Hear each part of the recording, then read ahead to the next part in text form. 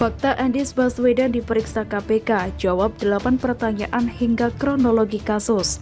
KPK memeriksa Anies Baswedan sebagai saksi dalam kasus dugaan korupsi pengadaan tanah di Muncul, Pondok Rangon, Cipayung, Jakarta Timur tahun anggaran 2019. Berikut ini fakta-fakta Gubernur DKI Jakarta, Anies Baswedan diperiksa Komisi Pemberantasan Korupsi pada Selasa 21 September 2021. Selain Anies, hari ini KPK juga memeriksa Ketua DPRD DKI Jakarta Prasetyo Edy Marsudi. Dibanding Anies, Edy lebih dulu tiba di KPK. Berikut fakta-fakta pemeriksaan terhadap Anies. Yang pertama, diperiksa sekira 5 jam. Anies menjalani pemeriksaan di KPK sekira 5 jam. Ia diperiksa mulai pukul 10.06 waktu Indonesia Barat hingga pukul 15.16 waktu Indonesia Barat. Menurut Anies, pemeriksaan itu sebenarnya sudah selesai pukul 12.30 waktu Indonesia Barat. Namun ada proses yang harus diselesaikan hingga akhirnya kelar pada pukul 15.16 waktu Indonesia Barat. Sebenarnya sudah selesai 12.30 waktu Indonesia Barat diperiksa, tapi kemudian panjang untuk mereview yang tertulis itu sama. Tuntas semua jam 3-an lalu selesai, kata Anies setelah menjalani pemeriksaan. Yang kedua, jawab 8 pertanyaan. Dalam proses pemeriksaan itu, Anies menyebut dirinya menjawab 8 pertanyaan dari penyidik KPK. Ada 8 pertanyaan yang terkait dengan program pengadaan rumah di Jakarta. Pertanyaannya menyangkut landasan program dan seputar peraturan-peraturan yang ada di Jakarta. Anies tidak memerinci lebih jauh 8 pertanyaan terkait program pengadaan rumah tersebut. Menyangkut substansi biar KPK yang jelaskan dari sisi kami tentang apa yang menjadi program, kata Anies yang diperiksa untuk tersangka ex-direktur utama Perusahaan Umum Daerah Pembangunan Saranajaya Yory Cornelis. Kepada tim penyidik KPK, Anies mengaku sudah menjelaskan dengan rinci apa yang dia tahu. Dia berharap keterangannya membantu KPK menguak dugaan rasuah dalam kasus tersebut. Yang ketiga, Anies berharap keterangannya bermanfaat. Sebelum menjalani pemeriksaan, Anies mengungkapkan alasannya memenuhi panggilan KPK. Pada pagi hari ini, saya memenuhi undangan untuk memberikan keterangan sebagai warga negara yang ingin ikut serta di dalam memastikan tata kelola pemerintahan berjalan dengan baik. Maka saya datang memenuhi panggilan, ucap Anies sebelum menjalani pemeriksaan.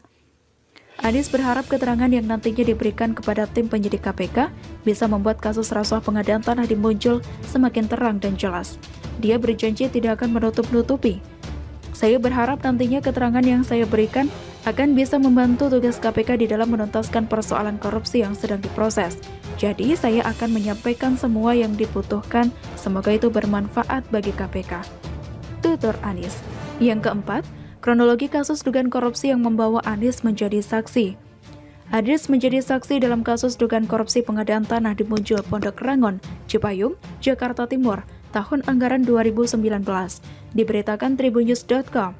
Dalam kasus ini KPK telah menetapkan 5 tersangka. Kelima tersangka itu yakni ex-direktur utama Perusahaan Umum Daerah Pembangunan Saranajaya Yory Cornelis, Wakil Direktur PT Adonara Propertindo Anja Runtuweni, Direktur PT Adonara Propertindo Tommy Adrian, Direktur PT Aldera Berkah Abadi Makmur, Rudi Hartono Iskandar, serta satu tersangka korporasi PT Adonara Propertindo. Kasus ini bermula pada 4 Maret 2019. Saat itu, Anja bersama-sama dengan Tony Adrian dan Rudi Hartono Iskandar menawarkan tanah yang berlokasi di Muncul seluas lebih kurang 4,2 hektar kepada Perusahaan Umum Daerah Pembangunan Saranajaya. Padahal saat itu tanah tersebut sepenuhnya masih milik Kongregasi Suster-Suster Cinta Kasih Carolus Borromeus. Sebagai tindak lanjutnya, diadakan pertemuan antara Anja dan Tommy dengan pihak Kongregasi Suster-Suster Cinta Kasih Carolus Borromeus di Yogyakarta. Dalam pertemuan tersebut, ada kesepakatan pembelian tanah oleh Anja, Tommy, dan Rudi yang berlokasi di daerah Muncul, Kelurahan Pondok Rangon, Kecamatan Cipayung, Kota Jakarta Timur, yang dilakukan oleh Provinsi DKI Jakarta dengan nilai 2,5 juta per meter atau total sekitar 104,8 miliar rupiah. Pembelian tanah yang dilakukan oleh Anja bersama dengan Tommy dan atas sepengetahuan Rudi dengan pihak Kongregasi Suster-Suster Cinta Kasih Carolus Borromeus dilaksanakan pada 25 Maret 2019. Dan seketika langsung dilakukan perikatan jual beli sekaligus pembayaran uang muka oleh Anja dan Tommy dengan jumlah sekira 5 miliar rupiah melalui rekening bank atas nama Kongregasi Suster-Suster Cinta Kasih Carolus Borromeus. pelaksanaan serah terima sertifikat hak guna bangunan atau SHGB, dan tanah girik dari pihak Kongregasi Suster-Suster Cinta Kasih Carolus Borromeus dilakukan melalui notaris yang ditunjuk oleh Anja. Kemudian, Anja, Tommy, dan Rudy menawarkan tanah tersebut kepada Sarana Jaya dengan harga per meternya 7,5 juta rupiah atau total 315 miliar rupiah. Selanjutnya, diduga terjadi proses negosiasi fiktif dengan kesepakatan harga 5,2 juta rupiah per meter dengan total 217 miliar rupiah. Yang kelima, Ketua DPRD DKI Jakarta lempar bola ke Anies.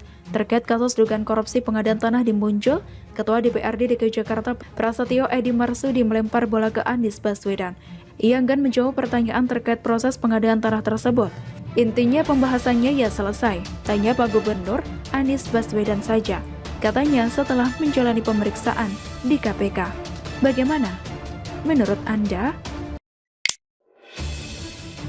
Tidak dapat pesangon, Novel Baswedan dan kawan-kawan hanya terima tunjangan hari tua dan BPJS Ketenagakerjaan. Komisi Pemberantasan Korupsi akan memecat 56 pegawainya yang dinyatakan tidak lolos tes wawasan kebangsaan dalam rangka alih status menjadi ASN per 30 September mendatang. Pemberhentian itu lebih cepat 1 bulan dibandingkan yang termuat dalam SK nomor 652 tahun 2021. Dalam SK tersebut, puluhan pegawai KPK akan diberhentikan pada 1 November 2021. Terdapat sejumlah nama penyelidik dan penyidik dalam daftar pegawai yang akan dipecat. Puluhan pegawai KPK termasuk penyidik senior Novel Baswedan kini tinggal menghitung hari untuk angkat kaki dari markas lembaga anti rasuah tersebut. Terkait pemecatan tersebut, 56 pegawai KPK itu ternyata hanya akan mendapat tunjangan hari tua serta Badan Penyelenggaraan Jaminan Sosial atau BPJS Ketenagakerjaan yang selama ini memang mereka bayarkan dalam bentuk tabungan pegawai. Tidak ada tunjangan lain, apalagi pesangon. Pemecatan tanpa ada pesangon dan tunjangan. Yang ada hanya penyerahan uang tabungan pegawai sendiri dalam bentuk THT dan iuran BPJS Ketenagakerjaan, kata Direktur Sosialisasi dan Kampanye Anti Korupsi Nonaktif KPK, Giri Suprabdiono kepada Tribunnews.com pada Sabtu 18 September. Dalam SK pimpinan KPK tentang pemberhentian dengan hormat pegawai KPK disebutkan dalam diktum poin kedua bahwa pegawai yang dipecat akan diberikan tunjangan hari tua dan manfaat BPJS Ketenagakerjaan. Sejumlah pegawai Komisi Pemberantasan Korupsi dikabarkan dipanggil oleh Inspektorat Lembaga Anti Rasuah itu lantaran mendukung 57 pegawai yang akan dipecat pada 30 September 2021. Para pegawai KPK protes dan meminta pimpinan KPK bisa mematuhi rekomendasi Ombudsman RI dan Komnas HAM untuk menyelesaikan polemik tes wawasan kebangsaan. Kepala Satuan Tugas Nonaktif KPK Hotman Tambunan membenarkan adanya pegawai di luar pecatan itu dipanggil pihak inspektorat. Menurut dia, para pegawai KPK mendukung dan menggalang aksi solidaritas terhadap rekan-rekannya yang dipecat. Solidaritas itu ada kali, yaitu sebelum dilantik jadi ASN, kemudian setelah keluar putusan Ombudsman RI dan Komnas HAM, kata Hotman saat dikonfirmasi pada Senin 20 September. Oleh karena itu, Hotman menyayangkan pemanggilan pihak Inspektorat KPK kepada para pegawai KPK tersebut. Dia menilai seharusnya hal itu merupakan kewenangan Dewan Pengawas KPK. Jika mereka dipanggil untuk diperiksa, Inspektorat enggak ada kerjaan itu, tak bisa memposisikan diri dan tak punya muruah. Undang-undang kan, sebut urusan etik itu ada di Dewas bukan di Inspektorat. KPK itu unik dengan Undang-Undang 19 tahun 2019 ini. Dengan Dewas, nggak perlu itu pemeriksaan atau inspektorat dihadiri, kata Hotman. Sejak Jumat 17 September, sejumlah pegawai KPK melakukan aksi solidaritas dengan mengunggah gambar pita hitam di akun WhatsApp masing-masing. Aksi ini dilakukan sebagai bentuk solidaritas terhadap 57 pegawai yang akan diberhentikan dengan hormat pada 30 September 2021. Seperti diketahui, pimpinan KPK akan memecat 57 pegawai KPK pada 30 September 2021. Ketua KPK Firly Bahuri menyatakan pemecatan terhadap 57 pegawai KPK dilakukan karena asesmen TWK telah dinyatakan sah dan tidak melanggar hukum. Berdasarkan putusan Mahkamah Konstitusi nomor 26 tahun 2021, dinyatakan tidak diskriminatif dan konstitusional. Selain itu, Peraturan Komisi Pemberantasan Korupsi nomor 1 tahun 2021 tentang tata cara alih pegawai KPK menjadi ASN berdasarkan putusan Mahkamah Agung nomor 34 tahun 2021 dinyatakan bahwa Perkom